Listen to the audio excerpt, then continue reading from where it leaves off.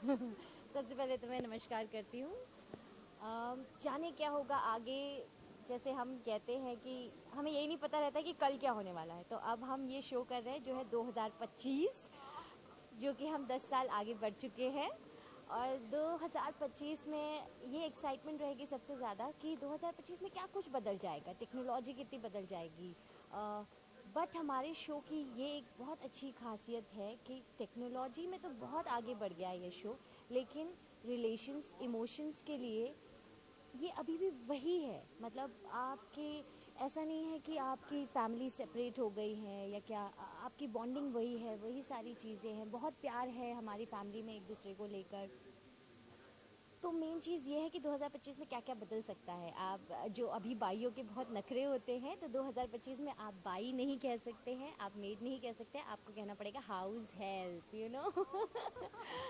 तो आप किस तरह का किरदार निभा रहे हैं? ओह, 2025 में मैं अभी भी 2015 की ही लड़की हूँ।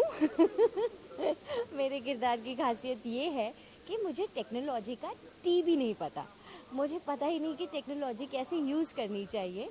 और मैं एक नंबर की ढ जिसे कहते हैं ना, तो वो मैं ढ हूँ। मुझे वीडियो कॉल लेना नहीं आता, आप सोच सकते हैं ये चीज़। मुझे वैक्यूम क्लीनर के फंक्शंस नहीं पता। हमारे घर में एक ऑटोमेटिक स्लैब है, जहाँ पर सिर्फ स्लैब को आप ऐसे दबा पुश करेंगे तो हमारी गैस जल जाएगी। नो चूल्हा वूल्हा टाइप चीज़ें, सिर्फ आप एक बटन पुश करो और चूल्हा आ जाएगा, जो मुझे नहीं आता बिल्कुल भी यूज़ करना। तो इन द सेंस कि मैं इस घर में देखा जाए तो कोई काम नहीं करती, क्योंकि मुझे टेक्नोलॉजी तो पता ही नहीं है। आप किस तरह से देखते हैं अगर एडवांस टेक्नोलॉजी हो जाती है तो आप किस तरह से मैनेज कैसे एडजस्ट कर पाएंगे इस घर में? देखिए, सबसे अच्छी बात यह है ना कि टेक्नोलॉजी चाहे कितना भी आगे बढ़ जाए, कितनी भी आगे बढ़ जाए, लेकिन इंसान हमेशा आई थिंक सीरत को देखना चाहेगा कि इंसान की सीरत कैसी है। तो मेरी एक स्माइल और मेरा प्यार ही इतना बॉन्डिंग है कि मैं यूँ काम निकलवा लेती हूँ। और मेरी भाभी इतनी प्यारी है कि वो सारा काम कर लेती है, क्योंकि वो टेक्नो भाभी है। She knows everything about technology. तो मेरे लिए बहुत आसान हो गया है कि मैं इस घर में सर्वाइव कर सकती हूँ सिर्फ एक इमोशन बॉन्ड की वजह से। हम देखेंगे 2015 में जाने क्या होगा में आपको कहा जा रहा है कि बहन जी नितिका आप किस तरह से उसको maintain करेंगे? अकेले रहेंगी? मैं सच्ची कहूँ तो देखा जाए तो मैं नितिका के किरदार से बहुत मेल जोल है मेरा। जैसे मैं टेक्नोलॉजी के बारे में इतना नहीं जानती, मैं इंटरनेट ज़्यादा यूज़ नहीं करती, मैं फेसबुक पर नहीं हूँ क्योंकि मुझे पसंद नहीं है वो चीज़ें। तो आप कह सकते हैं कि हाँ, नितिका और मुझ में बहुत सारी सिमिलैरिटीज़ हैं, जहाँ पर यूट्यूब पे इन लोगों ने, सब लोगों ने, मेरे जितने भी को एक्टर्स थे, सब ने ढूंढ निकाला था कि अरे अपना प्रोमोज आ गया, अरे अपना ये आ गया। वहाँ मैंने, मतलब मुझे पता ही नहीं चला, अच्छा आ गया, चलो दिखाओ, मुझे भी दिखाओ। तो मैं बहुत रिलेट करती हूँ अपने आप को इस कैरेक्टर से। एनीवेज कुछ कहना चाहिए अपने व्यूअर्स से? मैं आप लोगों से यही कहना चाहूँगी कि हमारा जो शो है 2025 जाने क्या होगा आगे, ये एक अलग तरीके का शो बनाया जा रहा है जो कि कॉमेडी है, और आप लोगों को काफ़ी मज़ा आएगा। एक अलग तरीके का फ्यूचरिस्टिक शो है जो आई थिंक अभी तक ऐसा बना नहीं है शो, और ये सोनी पे आने वाला है। तो आप लोग ज़रूर देखिएगा। और मैं जानती हूँ कि हमारे इस परिवार को देखकर, हमारे इस प्यार को देख के, टेक्नोलॉजी को देखकर आपको बड़ा मज़ा आएगा, और आप ज़रूर हमसे बन जाएंगे, और आप भी चाहेंगे कि 2025 में ऐसा सब कुछ ज़रूर होना चाहिए टेक्नोलॉजी में। Thank you so much. Thank you.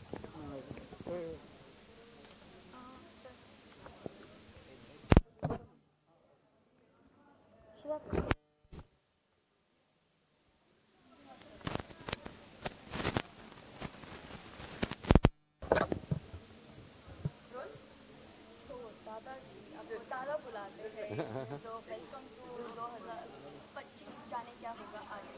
आप किस तरह का किरदार निभा रहे हैं? मैं बहुत ही मज़ेदार किरदार निभा रहा हूँ। इस छत के नीचे 4 जनरेशन्स रहते हैं और मैं सबसे बड़ा हूँ, मगर मैं अपने बेटे से बहुत ज़्यादा बड़ा इसलिए नहीं दिखता हूँ क्योंकि 2025 में जो टेक्नोलॉजी अवेलेबल है और जिस तरह से मेडिकल साइंस ने भी प्रोग्रेस किया है, तो अपने पुराने बॉडी पार्ट्स को रिप्लेस करना बहुत आसान हो गया है। तो मैंने उनको रिप्लेस करके मैं अपने आप को बहुत जवान महसूस कर रहा हूँ और साथ साथ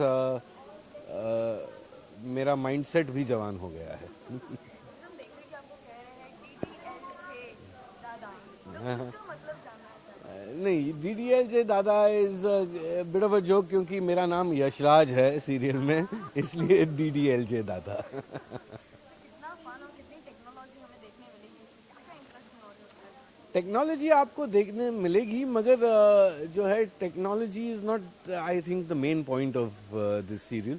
the main point is it's a humorous look की जैसे कि टेक्नोलॉजी के साथ सोसाइटी में जो चेंजेस आते हैं और उनको लेकर एक ह्यूमर के नज़रिए से इन सारी चेंजेस को देखकर जो सोशल इंटरेक्शंस, पर्सनल इंटरेक्शंस जिस तरह चेंज होते हैं, लाइफ जिस तरह चेंज होती है और सिचुएशंस जिस तरह पैदा होते हैं, जैसे कि जो है शुरुआत में मोबाइल फ़ोन आए थे तो लोग अपने घर से फ़ोन करके बोलते, अरे मैं तो निकल गया हूँ, मैं 5 मिनट में ही पहुँच जाऊँगा, जबकि वो 2 घंटे दूर रहते हैं और पकड़े जाते थे क्योंकि कॉलर आईडी के बारे में उनको जो है पता नहीं था।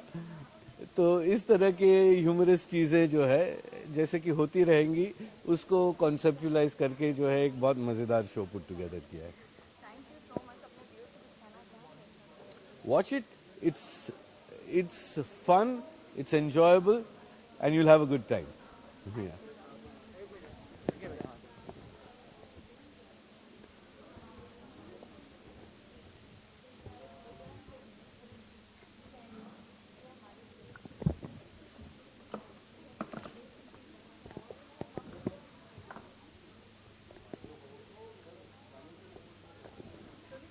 सो मोनिका, जी।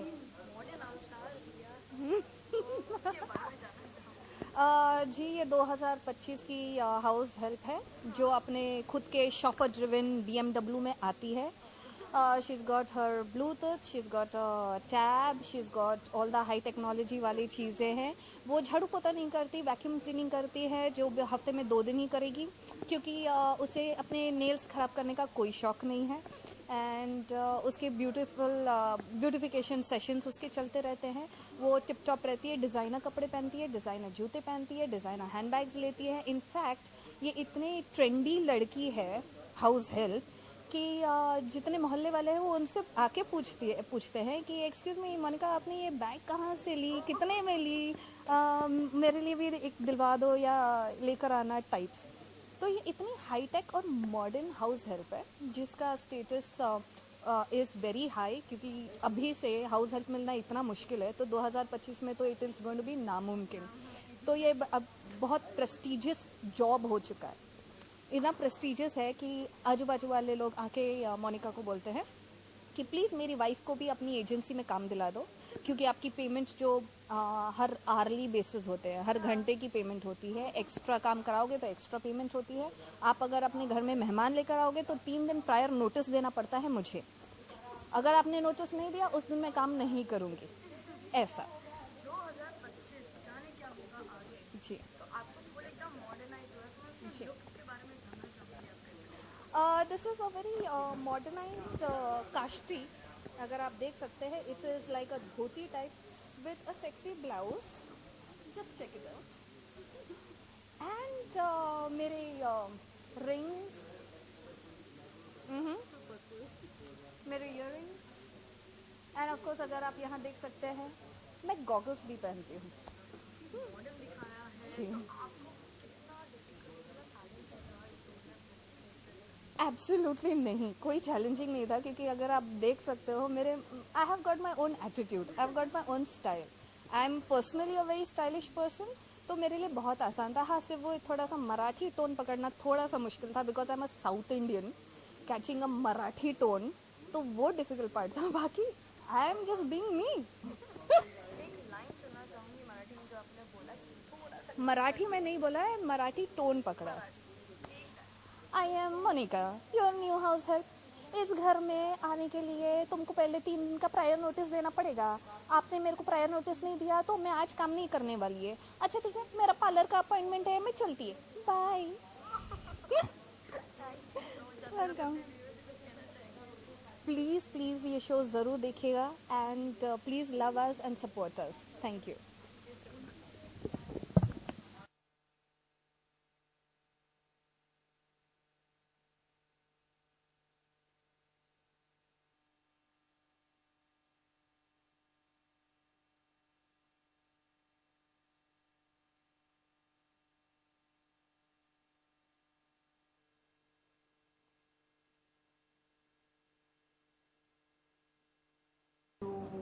गले नहीं लग सकता, कुछ नहीं कर सकते, गले पड़ भी नहीं सकती तो उस एक एक्टर के लिए इससे बड़ा चैलेंज हो ही नहीं सकता.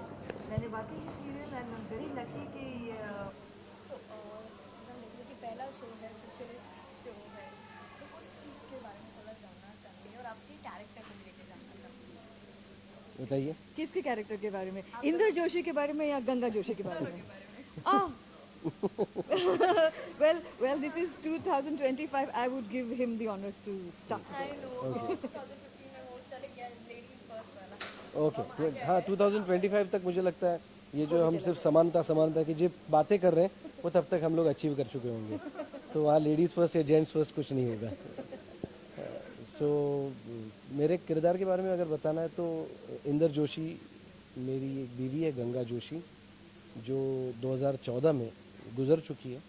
मेरे 3 बच्चे हैं. एक मेरी बड़ी बेटी है नितिका, फिर एक नानो नवीन है और उसकी बीवी है गीतांजलि, उसका बेटा है निक, और मेरी सबसे छोटी जो बेटी है नायशा, उसने कमाल करके दिखाया है. उसने अपनी माँ को जन्म दिया है फिर से, और वो होलोग्राफिक मदर ले आती है घर में, और मुझे मेरी लॉन्ग लॉस्ट लव जो है मेरी गंगा मुझे फिर से मिल जाती है. तो इसी खुशी में, इसी आनंद में मैं अब तक हूँ और मैं रहूँगा हमेशा जब तक ये मेरे साथ है. तो ये मेरा कैरेक्टर है, ऐसे मैं कहूँगा.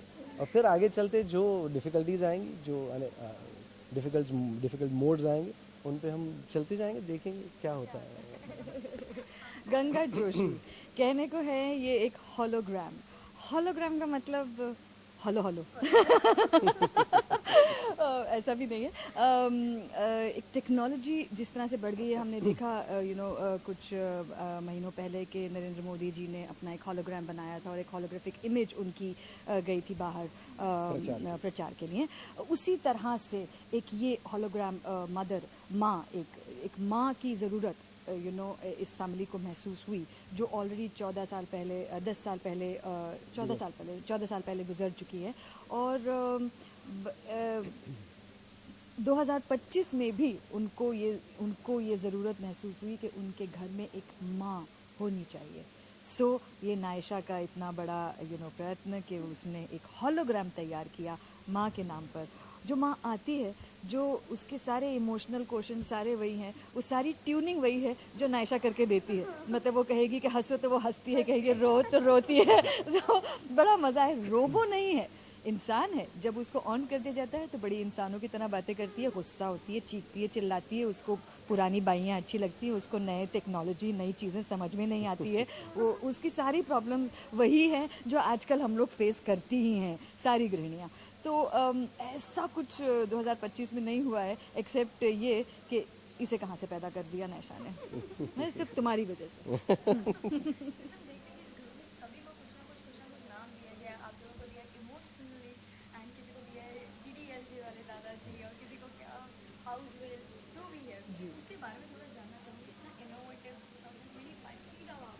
एग्जैक्टली, बिकॉज आज भी अगर हम इस्तेमाल करते हैं तो हम बड़े शॉर्ट फॉर्म्स हर चीज़ के लिए इस्तेमाल करते हैं. और thanks to SMS and WhatsApp के उन्होंने लाइफ इतनी आसान कर दी है कि वोकैबुलरी चेंज हो गई है, अंग्रेज़ी बदल गई है.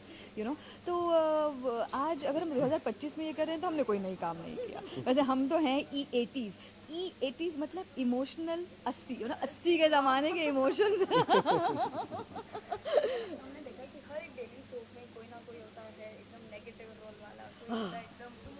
थैंक गॉड हमारे सीरियल में कोई कुछ नहीं, नेगेटिव नहीं है. क्या बड़ी गंदी आंखें मिलाना नहीं देखने मिलेगा. हमने प्रॉमिस किया एक दूसरे से, हम ऐसा कुछ नहीं करने वाले. Love from his point. Absolutely yes काफ़ी टेक्नोलॉजी, जैसे हम बोलते हैं कि ये नए दौर का शो है, काफ़ी टेक्नोलॉजीज आती है, तो sometimes it should be an disappointment, कई बार अपॉइंट भी होते हैं, तो लाइक उस चीज़ के लिए आप कितना एग्री करते हैं? अग्री और डिसअग्री का सवाल नहीं है। हमारी जो जनरेशन है उसने जितने चेंजेस और जितने जल्दी जल्दी चेंजेस देखे हैं उसने किसी ने नहीं देखे। आज का बच्चा अगर जो एक साल का बच्चा भी होगा तो उसे उसे उसे गैजेट्स चलाना आते हैं। वो अपने आप जाता है रिमोट के पास में और वो उसको हिलाना शुरू कर देता है। It comes as a natural instinct जो हमें एक्वायर करना पड़ा। तो इस 2025 तक जब तक हम पहुंचेंगे तो हम जैसों का क्या हाल होगा। और जो नए बच्चे हैं, जो इसमें हमारी फैमिली में एक हमारा पोता भी है जो दिखाया है, वो मतलब सिर्फ 2 लैंग्वेजेस बात करता है, एक साथ में 2 लैंग्वेजेस में बात करता है। तो हो सकता है वो हो, यू नेवर नो। जिस तरह से लोग तरक्की और हम लोग चेंज हो रहे हैं इन चीज़ों को लेकर, और टेक्नोलॉजी जिस तरह से हमें हमारी ज़ाती ज़िंदगी में अफेक्ट कर रही है, तो इट इज़ क्वाइट पॉसिबल कि ऐसा हो। लेकिन इससे घबराहट नहीं हो सकती क्योंकि हमें इसको एक्सेप्ट तो करना ही पड़ेगा। We don't have a choice. लेकिन ये हम पर हावी ना हो, ये जिंदगी हमारी ये ना बन जाए। हमारा सीरियल बस यही बात कहता है। और मतलब आज के ज़माने में आप देख रहे हो कि घर पे बैठे हैं सब, माँ बाप बेटे बच्चे लोग सब हैं, पर व्हाट्सएप पे बात कर रहे हैं। तो हमारी सीरियल में वैसा नहीं हो रहा है। मतलब गैजेट्स कितने भी नए आए हों, पर कम्युनिकेशन डायरेक्ट ही अभी तक है। तो जानते कि ऐसे जाना जाता है कि एक्टर के लिए कोई डिफिकल्ट नहीं होता है एक रोल में खुद को पोर्ट्रेट करना, तो आपके लिए कितना डिफिकल्ट, कितना चैलेंजिंग रहा है ये तो एवरग्रीन लवर बॉय, इनके बारे में तो कोई बात ही नहीं करना। नहीं मतलब लवर बॉय को छोड़ के मुझे I have to be a good father also, which I am in my real life. तो देखो ऐसा है कि कोई भी कैरेक्टर करने के लिए, मतलब जो एक्टर होता है उसको हर कैरेक्टर खुद का अलग करने की चाह होती है, वो कोशिश वो ऐसे ही करता है। तो जब तक वो सीरियल का एक क्या बोलते हैं रूटीन में आप आ नहीं जाते, तब तक डिफ़िकल्ट होता है, क्योंकि आप इट ऑलवेज गेट्स वेरी क्या बोलते हैं रूटीन इतना तुम्हारा भी सेट हो जाता है 12 घंटे काम करने का, कि घर से आए यहाँ पे पहुँचे और घर जैसे ही बिहेव करने लगे। तो it is a bit difficult, so you have to really put yourself in those Inder Joshi's shoes, think like him, और उसके जैसे बिहेव करके वो कैरेक्टर एक एस्टेब्लिश तुम्हें करना पड़ता है। तो it is obviously very difficult task. It was a difficult task when we began. Now with अभी गिव एंड टेक से वो और निखर के आ रहा है। किसी भी एक्टर के लिए और स्पेशली डेली सोप वाले एक्टर के लिए इससे बड़ी बात क्या होगी कि वी लुक फॉरवर्ड। हम सुबह में उठते हैं, वी लुक फॉरवर्ड कि चलो आज सेट पे कुछ नया होने वाला है, हम कुछ नया जाके करने वाले हैं, हम अपने दोस्तों से मिलने वाले हैं जो हमने बड़ी अच्छे से सारे जनरेशन्स के गैप्स मिटा के बड़ी खूबसूरत एक दोस्ती बना ली है। सो एक किसी भी इंसान के लिए ये इससे बड़ी फीलिंग नहीं हो सकती है of pleasure that you looking forward to working every day, which is big thing. हम देख रहे हैं कि हर एक्टर एक इमोशन जनरेट कर सकता है, पर अब इसमें होलोग्राम का इम्पैक्ट हो रहा है। हाँ, होलोग्राम के अंदर नायशा ने इमोशंस डाले हैं और उसने खांसी डाली है, उसने हिचकी डाली है, उसने सिर्फ 3 चीज़ें नहीं डाली हैं जिसके लिए मैं उससे लड़ने वाली हूँ, और वो है टीयर्स। उसने मेरे आंसू नहीं डाले हैं, तो मैं एक्टर होने के बावजूद भी कुछ नहीं कर सकती हूँ अपनी आंखों से, सिर्फ ऐसा कुछ कर सकती हूँ। उसने हग नहीं डाला है, तो मैं किसी को छू भी नहीं सकती हूँ, अपने पोते को भी नहीं छू सकती हूँ। और उसने टच नहीं डाला है, तो मैं कोई चीज़ उठा नहीं सकती हूँ। मैं कहीं से भी गुजर जाती हूँ, मैं फ्री हूँ। अदरवाइज तो मैं फ्री हूँ, लेकिन फिर भी मैं बंधी हुई हूँ इमोशनल टाइज में, इन सब के प्यार में। जाते जाते अपने व्यूअर्स से कुछ कहना चाहेंगे? ये तो ज़रूर कहूँगा कि 31 अगस्त से सोनी पर रात को 9:30 बजे देखना ना भूलिएगा। 2025 जाने क्या होगा आगे। जाने क्या होगा आगे, कुछ हमारी और आपकी दिल की बातें। बिल्कुल। Thank you.